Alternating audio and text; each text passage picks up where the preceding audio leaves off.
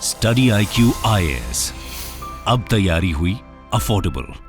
Anti religious conversion bill यानी धर्म परिवर्तन के विरुद्ध एक कानून, यूनिफॉर्म सिविल कोड और पॉपुलेशन कंट्रोल बिल, ये तीन ऐसे मुद्दे हैं जिसके ऊपर समय समय पर डिमांड्स उठती रहती हैं, गवर्नमेंट भी सोचती है और कहीं ना कहीं एक मंशा है लोगों की भी, समाज की, कि इसके ऊपर जल्द से जल्द काम किया जाए। ऑल इसके कुछ क्रिटिकल एस्पेक्ट भी हैं जिसके बारे में ब्रीफली हम इस वीडियो में डिस्कस करने वाले हैं, क्योंकि छत्तीसगढ़ की जो असेंबली है पूरी तरीके से तैयार है एक बिल पेश करने के लिए जो धर्म परिवर्तन के विरुद्ध एक पैनी नजर को रखने वाला है। ऐसा नहीं है कि धर्म परिवर्तन पे किसी प्रकार की मनाही हो रही है ना। हम एक कॉन्स्टिट्यूशनली डेमोक्रेटिक रिजीम के अंदर में रहते हैं और भारत हर इंसान को अपनी पसंद, अपना profession of the religion choose करने का एक मौका देता है, इंडिपेंडेंस देता है। पर कई बार ये जो मजहब में एक मजहब से दूसरे मजहब का कन्वर्जन होता है, ये किसी गलत तरीके से होता है ना, किसी मजबूरी की वजह से होता है या फोर्सफुल कोअर्सिव वे में किया जाता है। तो इसके खिलाफ ही अलग से स्टेट्स में इसके ऊपर कवायद जारी है। आपने देखा होगा अभी एक बहुत ही बहुचर्चित मूवी थी, अच्छी मूवी थी, और आप में से कई, मेरा मानना है कि किसी न किसी एग्जामिनेशन की तैयारी कर रहे होंगे। कुछ हो सकता है यूपीएससी, स्टेट पीसीएस, जुडिशरी की कर रहे हो, बाकी किसी और एग्जामिनेशन की तैयारी कर रहे होंगे। तो इस तैयारी के माहौल में एक पिक्चर आई थी कुछ समय पहले, 12th फेल। विनोद चोपड़ा ने मेरे ख्याल से निर्मित की थी उस पिक्चर को, और काफ़ी बेहतरीन रियल लाइफ स्टोरी पे बेस्ड थी। एक मोटिवेशनल थीम को लेकर के चल रही थी। पर उसके जो लीड एक्टर हैं उस पिक्चर के आने के बाद थोड़ा सुर्खियों में भी रहे, फिल्म फेयर भी जीता उन्होंने। बेस्ट डेब्यू एक्टर का, I think best debut actor का नहीं, बेस्ट एक्टर क्रिटिक्स का अवार्ड उन्होंने शायद जीता था उस पिक्चर के लिए। पिक्चर भी बेस्ट पिक्चर का अवार्ड जीती है 2023 में। पर उनके जो कुछ विवादित बयान हैं पिछले 4-5 साल पहले 2018 के, वो सुर्खियों में आए, जहां पर उन्होंने अपनी एक तरीके से कुछ टिप्पणियां ऐसी की थी। उन टिप्पणियों के ऊपर नहीं जाएंगे, वो हमारा मुद्दा नहीं है। पर वर्तमान में भी उन्होंने एक इंटरव्यू में ये जानकारी साझा की कि उनके परिवार में एक मल्टी रिलीजियस सेटअप है, कि कोई क्रिश्चियनिटी में मानता है, उनके भाई जो है वो इस्लाम में कन्वर्ट हो चुके हैं, और हिंदू धर्म के अंदर मानने वाले लोग भी हैं। तो कन्वर्जन का अगर ऐसा कोई पैमाना आपको देखने को मिले जहां पर रेगुलराइजेशन हो, स्क्रूटनाइजेशन हो, मॉनिटरिंग हो, तो क्या वो सही रहेगा या वो नहीं सही रहेगा, इसके ऊपर हम बात करेंगे। नमस्कार, मेरा नाम है उत्कर्ष सिंह और आज हम छत्तीसगढ़ की असेंबली में प्रेजेंट किए जाने वाले जो Chhattisgarh prohibition of unlawful religious conversion bill है उसके ऊपर बात करेंगे। देश में समय समय से जो रिलीजियस कन्वर्जन होते आ रहे हैं, इसकी एक एंशिएंट, अर्ली मिडिवल हिस्ट्री भी आपको पता है ना। और कई बार इन जो मजहबी परिवर्तन है उसको जोड़ के देखा जाता है एक्सटर्नल दबाव के कारण, किसी प्रकार की मजबूरी है, किसी की मजबूरी का फायदा उठाया जा रहा है, या फिर फोर्स का वहां पर इस्तेमाल किया जा रहा है, जबरदस्ती परिवर्तन ये कराया जा रहा है। दूसरा एक इसका पहलू है, कई बार बिना किसी दबाव के इंसान अपनी स्वेच्छा से, है ना, अपनी विल से खुद उस परिवर्तन को करता है, और ऐसा कोई गलत नहीं। फॉर एग्जांपल ये विक्रांत साहब जो कि 12th फेल में जो लीड एक्टर हैं, उन्होंने अपने भाई की जो कहानी बताई, है ना, जो उन्होंने साझा किया, तो वहां पर आपको किसी प्रकार का फोर्सफुल मामला नहीं देखने को मिला। विलिंगली इंसान ने चुना और उसको वो आजादी है, स्वायत्तता है, कोई किसी धर्म से परिवर्तन हो जाए। AR रहमान साहब को आप देखते हो, ऑलराइट, उन्होंने भी इस्लाम में एक कन्वर्जन किया, इस्लाम में कन्वर्ट हुए। देश में बहुत सारे ऐसे लोग हैं, आप BR अम्बेडकर साहब को देखते हो, 55-56 में, आई थिंक उनकी डेथ से थोड़ा पहले बुद्धिज्म में कन्वर्ट होते हैं। और एंशिएंट इंडिया में भी आपको बुद्धिज्म, जैनिज्म में बड़े बड़े महान, देश के सबसे महान शासकों का कन्वर्जन देखने को मिला होगा। तो ये तो हुआ आउट ऑफ विल, अपनी स्वेच्छा से जो कन्वर्जन है। पर क्या हो उन कन्वर्जन का जहां पर इंसान की मजबूरी का फायदा उठाया जा रहा है, डरा धमका के मजबूरी में वो कन्वर्जन कराए जा रहे हैं। ऐसे ही मामलों को रोकने के लिए इस प्रकार के एंटी रिलीजियस कन्वर्जन बिल को लाया जा रहा है। छत्तीसगढ़ ने इसके प्रति एक जागरूकता, या फिर कह लीजिए कि एक उसने रफ्तार को दिखाया है बिल को पेश करने में। और ये जो बिल है असेंबली में आने वाले दिनों में जो यहां पर प्रस्तुत किया जाएगा, ये क्या कहता है कि जब भी इस प्रकार का कोई कन्वर्जन हो रहा होगा, आप या मैं, हम में से कोई अगर किसी दूसरे धर्म में परिवर्तित हो रहा है, तो हमारे ऊपर एक कंडीशन आ जाएगी। ऐसे नहीं कि मुंह उठा के आप गए और कह दिया कि आज से मैं ये रिलीजन बदल के दूसरे रिलीजन में चला गया। 60 दिन पूर्व, 60 डेज इन एडवांस, आपको डिस्ट्रिक्ट मजिस्ट्रेट को, DM को ये जानकारी देनी होगी, ये सूचना देनी होगी कि आप इस प्रकार की कन्वर्जन वहां पे करने जा रहे हो। छत्तीसगढ़ के संदर्भ में ये बात हो रही है।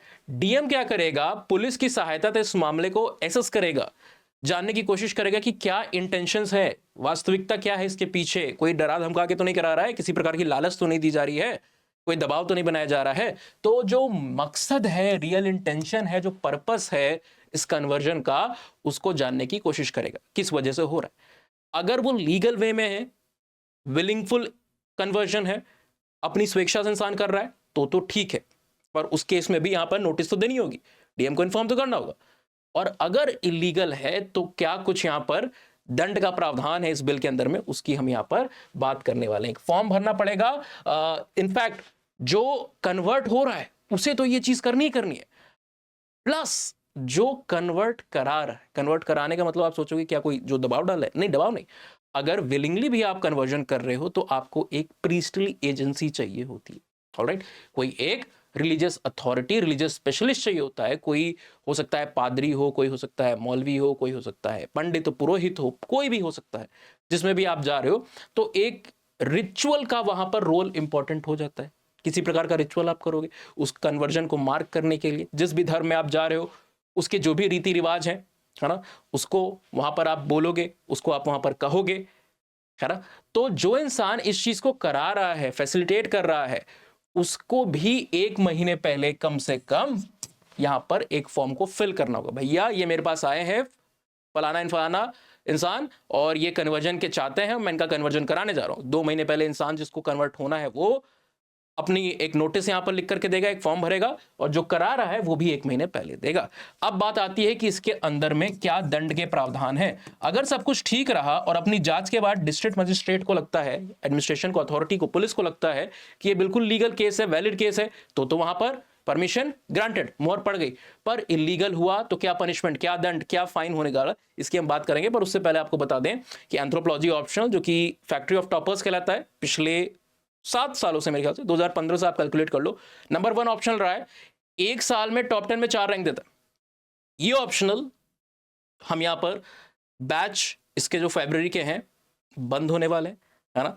बहुत ही कम समय आपके पास बचा है।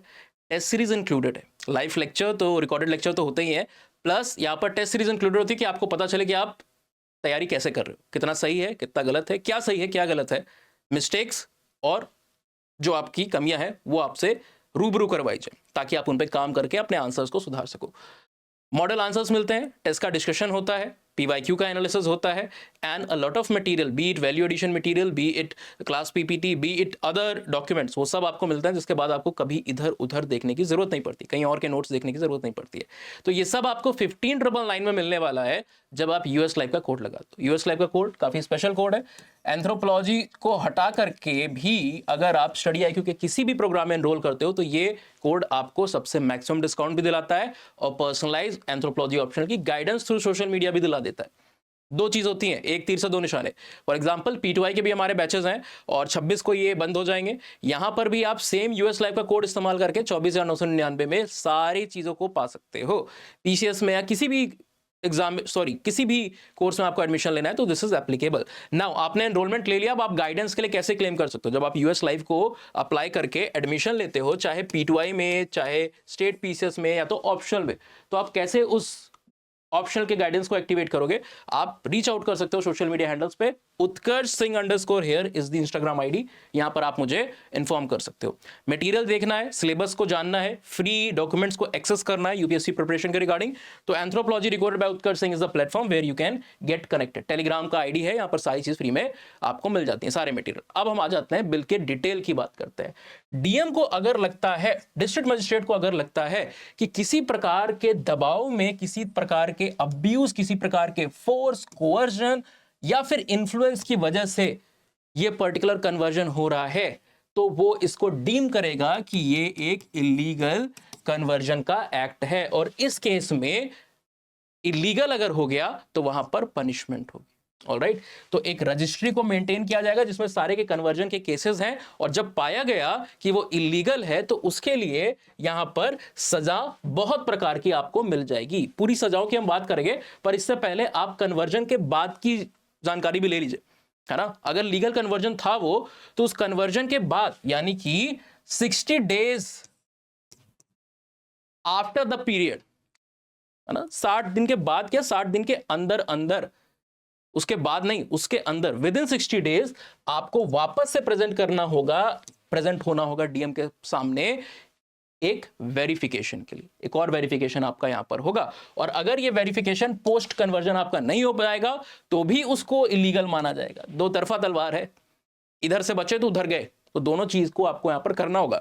इंडियंस के लिए खासकर जरूरी है, क्योंकि हम लोग कई बार सोचते हैं कि चलो आज नहीं कल, और आज नहीं कल करने में समय निकल जाता है। तो अगर इस केस में किसी ने आज नहीं कल किया, 60 दिन निकल गए, तो फिर भैया दिक्कत वाली बात हो सकती है।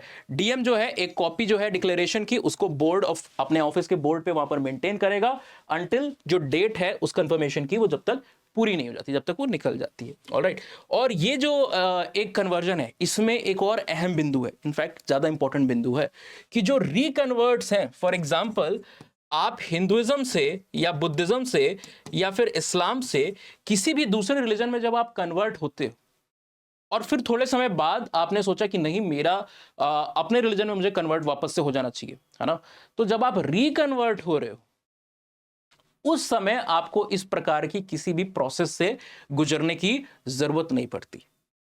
तो इसके ऊपर भी कई लोग ने सस्पिशन को रखा है कि भाई आप अगर फोर्स और कोअर्जन की बात कर रहे हो तो दबाव तो दूसरे पक्ष से भी डाला जा सकता है। हो सकता है कि कोई लीगली वहां पर कन्वर्ट हुआ हो, अपनी इच्छा से हुआ हो, पर लोग उसको वहां पर क्या है कि कन्वर्ट रहने नहीं दे रहे, कह रहे हैं कि अगर तुम वापस अपने धर्म में नहीं आए तो ये दिक्कत हो जाएगी, हम तुम्हें बहिष्कृत कर देंगे, हम तुम्हें ये कर देंगे, कोई भी प्रकार की।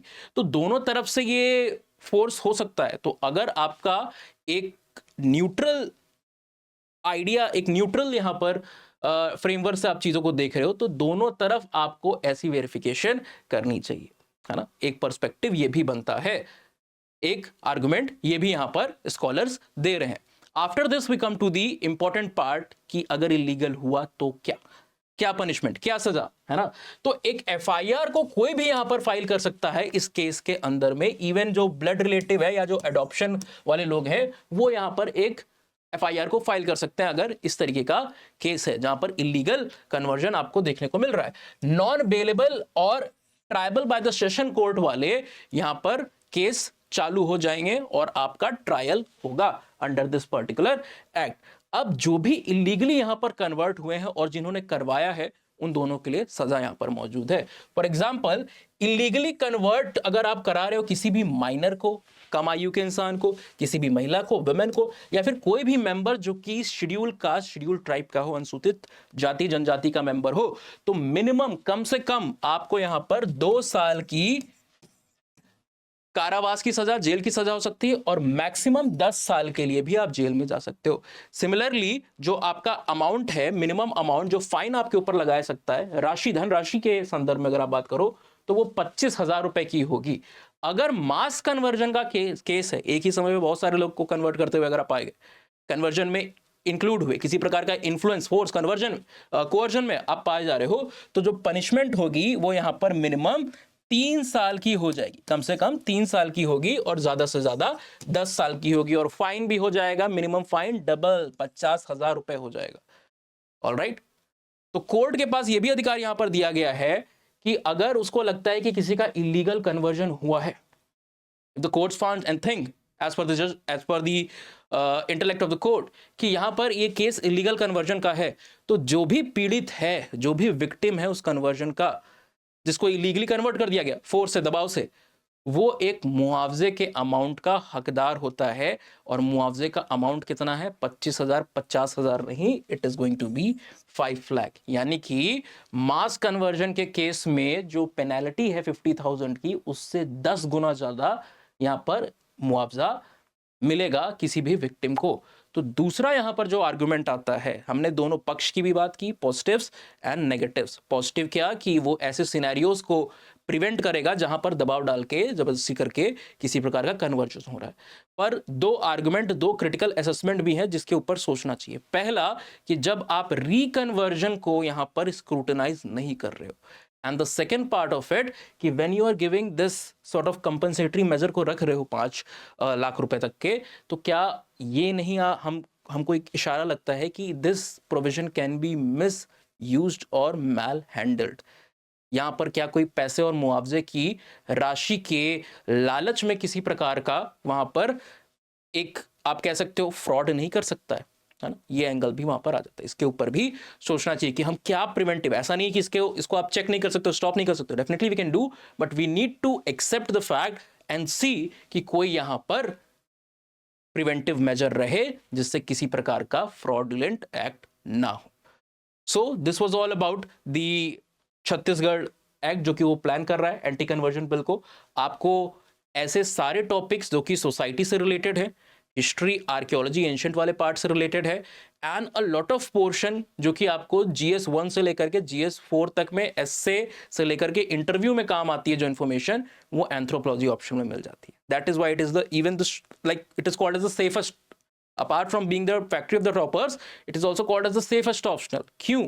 क्योंकि ये ओवरलैप भी लेंथ वाइज सबसे ज्यादा करता है, बहुत सारे टॉपिक्स आपको मिलेंगे। और आपको एक डाटा बताता हूं, आप मेरी इंस्टा की आईडी पे जाकर के चेक भी कर सकते हो, पेपर का एनालिसिस हमने किया है, लगभग 32 से 33% जो GS 1 का पेपर है 2023 का, वो एंथ्रोपोलॉजी के सब्जेक्ट से, सिलेबस से ओवरलैप होता है। तो एक तीर से अगेन आप यहां पर दो भी नहीं, मल्टीपल निशाने करोगे, क्योंकि सिर्फ GS 1 नहीं, बाकी पेपर में भी आपको हेल्प मिलती है। इवन आपका जो life post clearing the examination है, वहां पर आप किसके साथ इंगेज करोगे? लोगों के साथ, है ना, चाहे आपके सीनियर्स हो, चाहे पॉलिटिशियंस हो, चाहे अदर ब्यूरोक्रेट्स हो, चाहे जिनको आप एडमिनिस्टर कर रहे हो, जो वहां के नागरिक हो, सिटीजन्स हो, हर जगह इंसान है, ह्यूमन है, मैन है, and anthropology is the study and understanding of man, है ना। तो ये एक आपको एक साइकोलॉजिकल, साइकोएनालिटिकल एज देता है कि आप समाज की वास्तविकता को समझें एंड लोगों के बिहेवियर के पीछे की जड़ क्या है उसको समझ के एक न्यूट्रल वे में, एक रिलेटिविस्टिक वे में जजमेंट को ले सके, और जिससे कई बार क्या होता है कि आप जो सिविल सर्विसेज के अंदर में दिक्कतें आती हैं एडजस्टमेंट की, है ना, उससे भी बच जाते हो। पॉलिटिकल प्रेशर्स हो या फिर लोकल एस्पिरेशन से मीट ना करना, वहां पर भी दिक्कतें होती हैं। तो उन दोनों के बीच में आप एक ब्रिज को, सामंजस्य को बना सकते हो अगर आप एंथ्रोपोलॉजी ऐसे सब्जेक्ट को पढ़ते हो, समझते हो। तो एडमिनिस्ट्रेशन में भी इसकी बड़ी भूमिका है। Alright, so that is the need and value of anthropology option. मैं आपको एक बार दिखा देता हूं कि आप कैसे अवेल कर सकते हो मैक्सिमम डिस्काउंट को स्टडी IQ के हर एक कोर्स में, और apart from that personalise optional guidance को आप कैसे पा सकते हो।